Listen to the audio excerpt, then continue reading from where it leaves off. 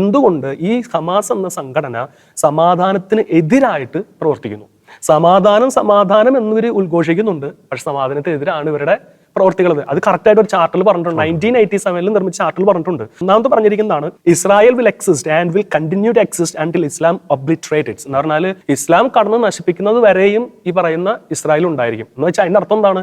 Israel സമ്പൂർണ്ണമായി നശിപ്പിക്കണം, ഒരു അജണ്ടയാണ്. രണ്ടാമത്തെ കാര്യം പറയുന്നത് the day of judgement will not come until Muslim fight the Jews and kill them. അതായത് അവസാന വിധി വരുന്നത് എപ്പോഴാണ്?